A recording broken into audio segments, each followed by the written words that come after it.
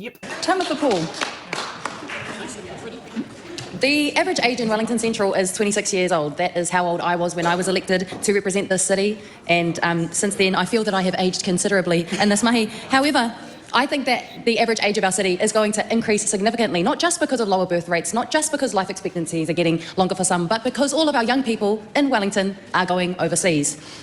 Now, young people choose to come to Wellington for a number of reasons. I came down here because after just a few visits, I love that people just let you get on with what you want to do. We're not judgmental. We're a city that allows you to be your full, authentic and genuine self. It's considered safe in comparison to other international cities. It is one of the most queer-friendly cities in Aotearoa. It's the arts and culture capital. We have really amazing walkways in our green belt, and we have a southern coastline to die for. But since 2023, in Wellington, job listings have decreased by 37%. Vacancies have fallen by 39%. Job applications have climbed by 10%, and applicants per job listing and per vacancy have nearly doubled. I spoke to a woman in my electorate office named Suzanne George.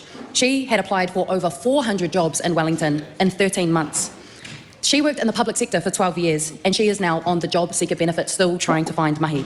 This has become the age-old story in Wellington. Stories of people applying for hundreds and hundreds of jobs to continue to get decline applications. We know that here in Wellington, the public service has been slashed enormously. Hundreds of graduate roles have been cut from the public service, many of those roles based right here. For example, the Ministry of Health put 566 graduate roles on hold, or they have cancelled these roles.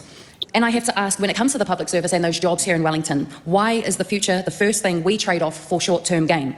But on top of this, the government's disastrous vocational education reforms have meant that our local polytechnics here in Wellington are facing teaching job losses, campus closures, for example, at Te Auwaha, which is a bastion of creativity and learning here in our city, and courses are being cut. We're telling young people, you have to go all the way to Petone to learn the things that you want to have as jobs in the future, but we're going to cancel those courses outright after a year anyway. These are our future nurses, our future tradies. These are our future artists, the people that build stages, film movies, that bring the arts and culture to our lives, that give our lives meaning and help us to understand the world that we navigate. They are taking their skills, their money, their families and their futures overseas. And this is why the Victoria University Wellington Students Association took to the Mount Victoria Tunnel and placed a massive banner which said, "No jobs, shite pay, why stay?" I don't want to say this swear word, Mrs. Speaker. As long as you don't Out of respect quote, for you, Madam Speaker. Just do quote. The S word. This government has hollowed out all of the opportunities for young people in Wellington to stay here and contribute to our country. You don't go into the public service as an entry-level worker for the pay, and you definitely don't if you're a woman, thanks to the changes in the budget this year. Young people, especially here in our capital city, join the public service because they give a damn about their country and they give a damn about their neighbours. Instead, we fire them all, or we take away their opportunities and we replace them with expensive consultants and international agencies that rake up profits that are not spent here on our home soils. It has been demoralising to watch people who are told that they are the problem and that they are not trying hard enough. We are exporting our future at an alarming rate, and sadly, our capital city can no longer compete with the tantalising temptation of a job in Australia that pays a wage that keeps up with the cost of living, and a society that values its workers and its future. Tim Crossley. Well, Tamatha's bang smack on the money on that one.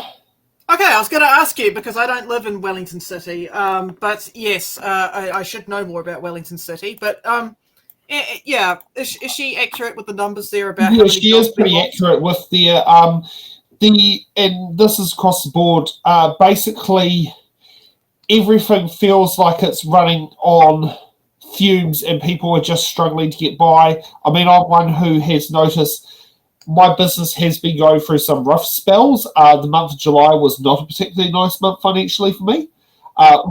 July? No, or was it? The beginning part of July. It's a bit of a because no, we're not quite in August yet. Yeah, the school holiday part, and that just went for a tank. I know Motion went through a 5-week bad spell with the markets. Combination of rain, but also a bit of it is just the economic willpower. People just aren't quite spending what they used to be out there. And I mean, I spoke with one of my local curry places in Newtown, and it's basically at the moment they're down to the point where it's the front of house and the chef. There's only staff that they're rostering on at work at the moment because they're not sure how things are going to go, because they're lucky if they get people sit in. They've got the regulars who come in to buy takeaways and that sort of thing, but it's not all rosy. many of the restaurants, people just aren't coming out to restaurants like they used to. I mean, you do see Independent Together, the group that Ray Chung's part of, that they're basically pointing out that it's the council's fault it's dying, but is it really the council, or is it really just the fact that, we lost, was it 20% of our public service workforce? Yeah, I mean, I was looking through the economic data, and I mean, to say it's the council's fault on this one for the loss of jobs is nah. Yeah, no, it is definitely not the council's fault on that one. It has been it's basically what has happened with current government's actions have just basically been a slash and burn on Wellington. And I can also tell you right now, the number of small businesses who are craving for income, I do know that 3 different entities have tried targeting Damien either to boot me out of Newtown Market in place of their coffee cart or to go in to compete. And Newtown Market, yes, it works for me, but if you put 2 of us there, you're basically going to kill 2 businesses. Yeah, I mean, have a look at this. GDP in Wellington dropped by 1.6%, and that was taken in March, right? Yes. That's not small. And I know which sector is going to be taking the brunt of that. It's your sector. Yeah, the hospitality part. The top end of Lambton Quay, it feels like basically, on weekends it's pretty much dead as it is anyway. Yep. But it feels like it doesn't quite have the same lift as it used to. There isn't quite the same night bustling part, but it's like people just aren't spending it. Like when I went to the BHE meetup, the place we went to, yes, where we were, we had quite a full. We filled this little room, but I would say that basically, I wouldn't call it a full pub. I would call it more on the empty end.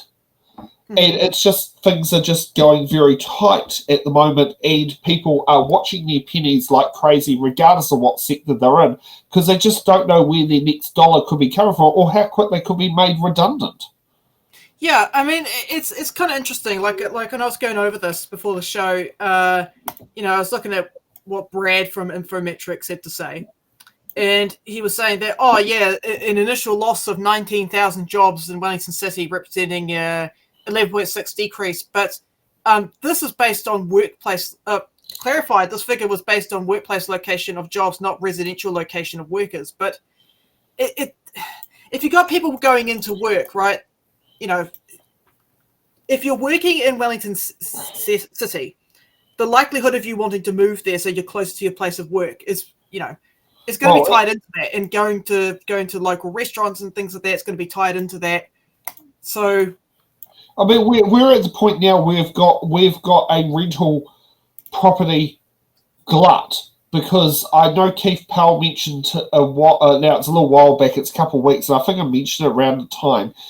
He said either there were 1,200 or there were 2,000 rental vacancies registered under Wellington City Council on Trade Me. He said he has never seen it that high in quite we're talking a very long time. Would you want to live in Wellington if you had no job in Wellington? No, certainly not. No, I mean, I've had people who have tried to drag me out of Wellington when I've had to look for new accommodation, because that's their mindset. I mean, one of them had if I went to follow Dover, I would have lost 2/3 of my income. And he just couldn't comprehend that, but that's besides the point. That's, some people out there, he just thought that my major money came from two weekends at the market, which at the time I had Newtown and Johnsonville. I only got Newtown now, but that is what was looked at. But I mean, it's like, it does feel depressing what we're going through. And the other one is, if we look at Newtown, the spike of people begging and the spike of homelessness that has popped up, it is pretty concerning. Now, this ain't happening in Tamatha Paul's electorate. This is happening in Julian Gentis. But besides the point, it's a Wellington problem. And a lot of that has come through with the cutbacks to emergency accommodation. I know Whakaramarau, which is the Wellington City Mission, have got their new place. But, I mean, they can't sit there and house everyone who's homeless because they've only got so much capacity. Yep. It's very.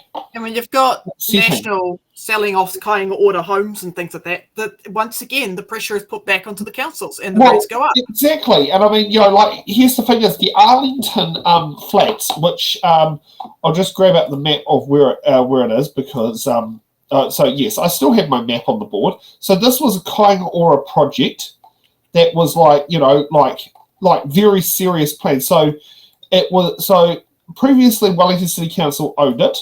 Wellington City Council started the process to demolish it. It got taken over by Kāinga Ora because for the subsidiary. So this section here is the Arlington Flats. Okay, and the building here had been demolished. Yep, now, I remember that. That project has been stopped. Oh, well done. The houses, but the project has been stopped. I mean, we've had local councillor Geordie Rogers, who succeeded Tamatha Paul on the council, and both Tamatha literally going at Chris Bishop over this. Yep. Yeah, it's like really, really concerning about that. I'll see if Street View can actually show some of the things in here. So, good job, National. Yeah, so this is Street View here. So, like, that's 2022. So that's actually seriously planning things in there. Yep. Like if we look at 2019, this is what it looked like with its nice big tower up there, and like this was meant to sit down there and basically drastically up the amount of housing stock to be in this area to have nice income-related rentals, literally in the CBD of. Or on the outer edge of the CBD of Wellington, because literally, if you sit there and look at here, you're literally one street over from State Highway 1 on the road out on the Terrace Tunnel. Yeah, it's like that. It's like so annoying about what they've done with Arlington, and I mean, also the local offshoot of Newtown Residents Association, Mount Cook Mobilise, Carol and Peter have been literally going non-stop. As the local association, we need this project to happen because, like, just beforehand, we've had Rolleston just been completed. Rolleston is it was the first, I think it was the first housing unit to have what was known as supported living accommodation for those high-risk, problematic tenants who just basically need someone to tell them when to behave. And basically keep them in a situation where they've got a place to live, and so they don't end up back on the streets, and I mean, that's only just recently opened. They opened it beginning of last year. But if this project wasn't stalled, this, we would be would have houses coming in next year. Yep. This has been like a 5-year project in the making. It's not easy project, Arlington. Yep. Yeah. Great job, Tam, for sitting there doing that.